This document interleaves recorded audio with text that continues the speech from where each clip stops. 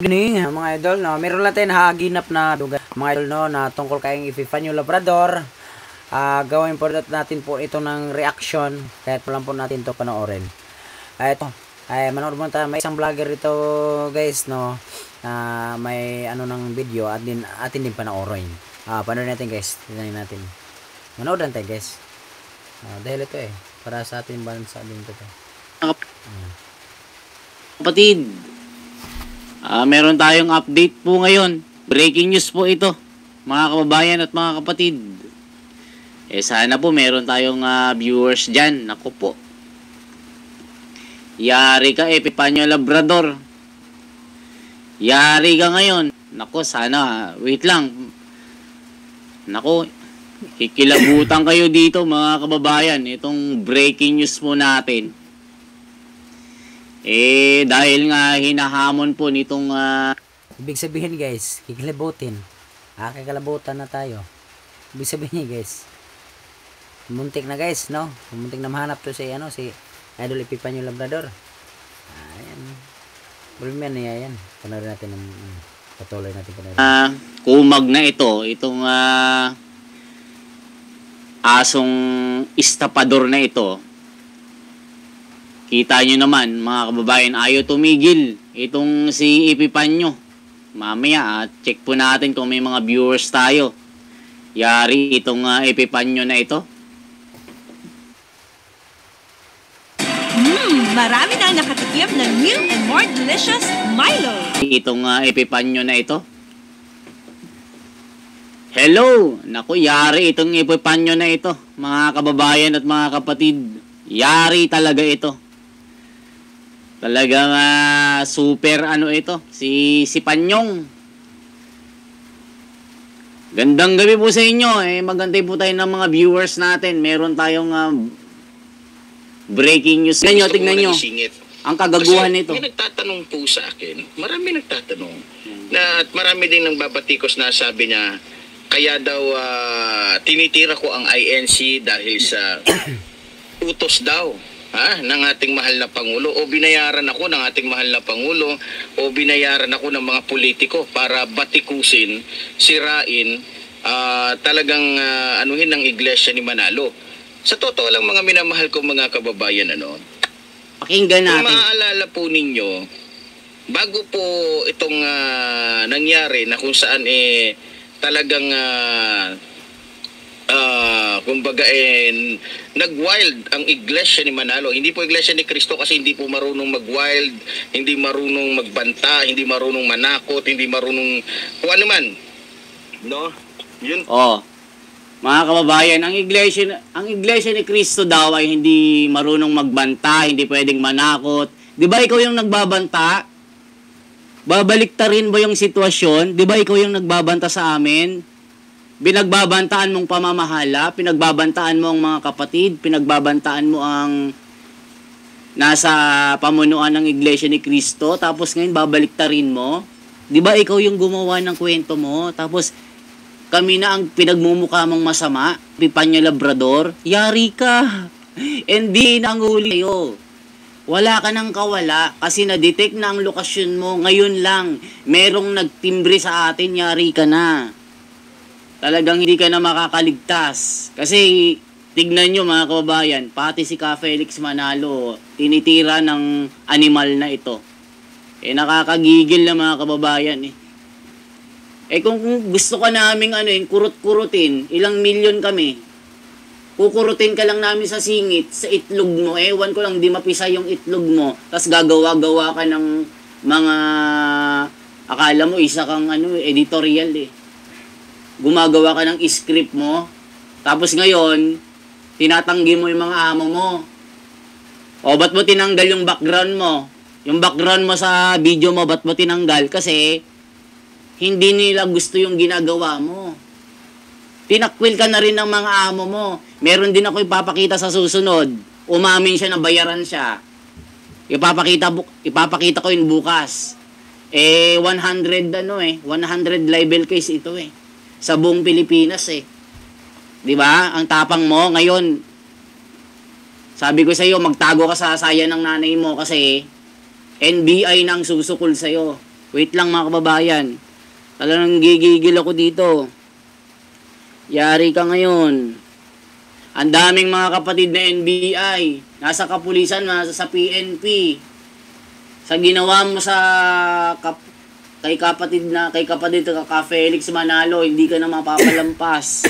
Isipin mo, itinuturing namin na sugo sa huling araw, binastos mo lang. O eto, meron pang sasabihin. Marami itong kagaguhan mga kababayan eh. Wait lang. Po ang tunay na iglesia Sira po ulo ni ito Cristo, ang tinuturo po ng mga alagad ng Diyos dyan, no? Pag-ibig, pangunawa, pagmamahal. Oh. Kung babasahin niyo yung Bible, taliwas po doon sa ginagawa nila ngayon. Oh. Taliwas na taliwas Oh, po tignan talaga, mo. mga minamahal kong mga kababayan. Gumagamit na ng mga Bible. Sipin mo, binabaliktad na tayo na yung masama, siya na yung mabuti. Ngayon na na corner na, nagmamakaawa na. Mga kababayan, hindi lang yan yung mga pakulo niya. Meron talaga siyang pakay dito para pagmukhaing masama ang iglesia ni Cristo. Saglit lang, yari ka ngayon. NBI na ang uhuli sa'yo. Talagang siraulo ang taong ito eh. Saglit lang mga kababayan para maganda ito.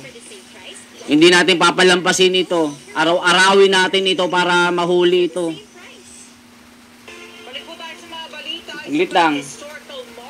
Mga kababayan. Mga minamahal Oh, kong ito na. mga kababayan, muli nandito na naman po yung lingkod, Epifanio Labrador, dito po sa ating programang Reaction Mo, Birada Ko. Oh. So, para po sa ating mga kababayan na nagpapabot po palagi ng kanilang suporta at syempre ng kanilang mga magagandang sinasab, nananalang, no? Pag-ibig, pangunawa, pagmamahal. Kung babasahin niyo yung Bible, taliwas po doon sa ginagawa nila ngayon. Taliwas na taliwas po talaga, mga minamahal kong mga kababayan. Malayo sa nakasulat sa Biblia, no? Malayo. Sabihin natin na nakasulat sa Bible, sa Biblia, sabihin mo malayo. Pero isa lang masasabi ko sa iyo, Epifanio Labrador. Ano bang kasalanan ng INC sa iyo? Ano bang kasalanan ng iglesia sa iyo? At bakit minura mo ang INC at Iglesia ni Cristo? Wala namang masama eh. Mamuna ka eh. Wala namang masama eh. Kung anong pagsisira mong ginawa mo, pagsisira. Kasi alam naman ng taong bayan kung ano ang ginagawa ng kabutihan ng INC at Iglesia ni Cristo. Ang masama sa'yo dito eh, yung pagmumura mo, yun lang eh. Yun lang yung kinagagalit ng buong members ng INC na minura mo ang namumuno sa kanila. Yun lang eh, no? Wala namang iba akong nabanggit dito sa mga video sa mga members ng INC. Wala akong nabanggit na iba. Kinagagalit nila. Ang kinagagalit nila yung pagmumura mo, no? Patuloy pa rin. Ayan, panoorin natin guys. Talaga itong to eh. Nakasulat sa Biblia, no? Malayo sa nakasulat sa Biblia. So, para po sa akin mga minamahal ko mga kababayan, kung maalala ninyo, dati na natin tinira to eh. Kaya lang, Biblia. pinagbigyan ko yung aking kamag-anak, pinagbigyan ko yung aking yung kahilingan ng mga mahalagang tao sa buhay natin na tigilan na yung pagbirada sa iglesia ni Manalo. Guys, sa totoo lang guys, no? Mula nung bumaba si Duterte, si Tatay Digong guys, no? Mula nung bumaba, ayun, marami na mga guys, yung mga hindi natin maintindihan yung mga isip ng tao yun ngayon guys, na parang mga sibag na guys, no? Parang nang wala na sa punto yung mga utak sa mga tao ngayon. Na guys, pinapanoorin. Mga kababayan, saglit lang putulin natin. Last year kasi meron na namang pasabog ito ng mga gawa-gawang kwento. Alam nyo kung ano yon? Pinagbintangan niyang iglesia ni Cristo na nagtatago daw ng mga bigas. Na lahat daw ng mga bigas na mga illegal nasa isang warehouse tapos tinago daw ng pamamahala. Isipin nyo yung taong ito. Pinatawad ng iglesia ni Cristo ito. Pinatawad ng pamunuan ito. Tapos ngayon, wala na siyang ma-content, di na siya pinapanood, bumalik siya sa dati. Ngayon, tinitira niya ulit ang iglesia ni Cristo. Tapos sasabihin niya, ang Iglesia ni Cristo masama. Pinatawad nga ito eh. Pinatawad nga ng buong Iglesia ni Cristo eh. O, tapos ngayon, uulitin mo, Epifanio. Tapos yun, mas malala yung mga pasabog mo. Sira ulo ka. Magtago ka na sa sayo ng nanay mo. Kasi lahat nang gigigil na sa'yo, kahit ang mga ano sa'yo dyan, kareliyon mo din. Sa totoo lang. Tapos ang gagawin, ibibintang sa Iglesia ni Cristo. O. Diba? Itong Epifanio na ito, akala mo kung sino eh. Diba? Estapador naman. O, nakita niyo yung bagong upload ng sa Tanglaw TV. Tinakbo daw yung pera ng kanyang mga estudyante eh. 'Di ba? Martial arts artist ito, master daw. Oh. Itinakbo yung yung pera tapos kinasuhan ng estapador. Oh, tapos sasabihin niya yung mga binibintang niya, tama lahat dito eh. Tumatama, nagba-bounce back sa kanya eh. Grabe itong taong ito mga kababayan. Saglit lang mga kababayan na tignan natin. Marami itong gawa-gawang mga kabulastugan eh. Huling-huli sa bibig eh. Pero dahil nga sa hindi sila tumitigil sa kanilang kawalangyaan, kagaguhan, kung saan ginagamit nila yung kanilang membro para po sa kanilang sariling kapakanan, hindi po natin papayagan yan. No? So, akala po kasi nila, porket tinigil na natin, pag gumawa sila ng hindi maganda, tatahimik si Epifanio Labrador. Doon sila nagkamali. No, akala siguro nila, napakalakas na talaga nila. Akala nila talagang sila na yung kinakatakutan, sila na yung pinaka makapangyarihan sa buong bansa. Kaya, eto, alang-alang po sa taong bayan, alang-alang po sa katotohanan, alang-alang po sa karapatan ng ating mga kababayan, alang-alang po pabiktim na siya. Sa boses ng ating mga kababayan na hindi pabiktim nila maisigaw. Tayo po ang nagsasalita para sa kanila. Siya daw ang So katotohanan. nagsimula lang naman po ito doon po sa kanilang pakikialam, sa kanilang panluloko sa taong bayan na peace rally, national peace rally ng katotohanan. Hindi makamove on sa peace rally. National paninira rally. Mag-isang buwan na. Pala ang gagawin nila. So, magaling silang manira, magaling silang kumbaga manira ng ibang tao, pero pagka sila ay tinira, kung manggalaiti, mga minamahal kong mga kababayan, talaga masasabi mo talaga, parang mga asong ulol na gustong mga gat, parang mga lobo na gusto. O ngayon, ang sinasabi niya mga kababayan, Iglesia ni Cristo daw parang asong ulol, binaliktad niya, mga kababayan. Tignan niyo ang taong ito, paano gumawa-gawa ng kwento. Tayo daw yung asong ulol, Iglesia ni Cristo daw yung masama, tapos siya yung mabuti. Grabe ka, Epifanio Labrador. Wala ka na bang kinikita? Patay gutom ka na ba? Pag kinontent mong Iglesia ni Cristo, sikat ka. Oh, di ba? Alam nyo mga kababayan, kayong mga basher, hindi nyo kasi alam yung pakiramdam na miyembro kayo ng Iglesia ni Cristo. Kasi kayo, okay lang na alipustahin yung pinuno nyo eh. Kanya-kanya naman kayo, baliwala na pag minura yung pinuno nyo ng reliyon nyo eh. Kami. Iba yung pakiramdam namin. Sasabihin nyo, nakikisaw-saw. Kami yung kami yung naano dito eh. Hindi nyo alam yun. Kasi hindi kayo Iglesia ni Cristo. Kami nandito para lang dumepensa po sa mga sinasabi nitong asong ulol na ito. Tapos sasabihin nyo, kinontent namin. Siyempre, i-content namin siya. Kami lang i-content niya. Kung hindi ba naman kayo, kampo ni Epifanio eh. Di ba nangingialam kayo, hindi nyo naman alam yung kwento. Pinakikinggan nyo lang yung amo nyo. Di ba? Ganyan yung amo nyo. Di ba? Tignan nyo yung mga comment dun sa video niya. Di ba? Puro positive kasi inaalis niya yung komento ng mga kapatid doon. Tapos sabi niya marami daw siya kampit buong bayan daw. Di ba? Hindi pa natin makita yung sinasabi niya dito, yung pang-alipusta niya dito eh. Pati yung mga vlogger, alam niyo itong mga vlogger na ito, marami kayo eh. Marami kayo. Marami kayo dyan. Itong Epifanio lang ang tinutukan namin. Kasi sobra talaga ito. Pero pag lumampas kayo sa mga sinasabi nyo, yari kayo. Patong-patong na kaso ang haharapin nyo. Gaya ni Epifanio Labrador, wanted na nga ito eh. Wanted na ito, mga kababayan.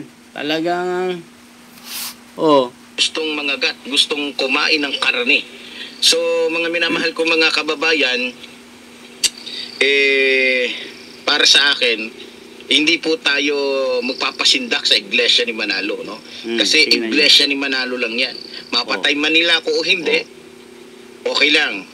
No? Paano man ang kanilang magagawa sa akin, okay lang din. Pero isa lang sisiguraduhin ko, lalaban po tayo ng parehas. Lalaban tayo sa bayan kung kinakailangan. At yan ay araw. alam mo, Epifanio, kaming mga iglesia ni Cristo, hindi ka namin gagalawin. Di ba sabi namin sa'yo, may Guys, putulan lang masyado mahaba. Yung ano guys, yung update ngayon guys, no. Hindi ko na tapusin si mahaba. Yun lang muna hanggang dito lang putulin ko. Yun lang naman ko na yung may nagko-comment na ba't kinuntin. Ito guys, hindi po to ginawang content guys na talagang pang sarili. Kung hindi, reaction lang to guys, no? Dahil po sa pangyayari sa ating bansa, sa ating bayan, nahingalo na sa kahirapan ng ating bansa. Hindi pwedeng hindi tayo magre-react guys, no? Reaction lang yon, hindi yung content. No, kasi yung content guys, yung video niya kinuha, and then in-upload na nga sa ating channel. Yun po ang content, ninakaw natin yung video. Yun, reaction lang yun guys, no? Kasi lahat tayo guys, pwede tayo mag-react, no? Mag-video, mag-react. Yung mga viral dyan, yung mga video, kahit anong mga video dyan, mga viral, pwede nyo yan i-reaction guys, no? Ano naman guys, video kayo dyan, and then kahit hindi kayo vlogger guys, pwede nyo gawin yon. Dahil po, para lang po yung nanonood kayo ng TV. Reaction ba? Parang nanonood ka ng TV at nag-video ka, no? At nanonood ka ng sine. Para lang yun, nanonood ka ng sine guys, no? Ano ito guys, no? Sana guys, neutral lang din kayo. Huwag nyong kampihan, no? At sana guys, magpayo lang kayo ng mabuti. Huwag kayong magpayo ng masama. Para hindi na po maragdagan ang problema ng kumalat sa mga ginagawa ni Epifanio Labrador. Sa totoo lang guys, dito sa aking pag-vlog, wala akong kinakampihan, wala akong inaapakan, wala akong sinisiraan. Sa akin sariling opinion lang, at gusto ko po maggawa ng react dito sa mga video para po magbigay po ako ng kaunting payo at kaunting opinion. At makinig sila sa akin or hindi, okay lang po. Ang importante, ako po ay neutral. Sa gitna ako dumadaan. Sana po ganito lang po sana tapusin na sana to para maayos na.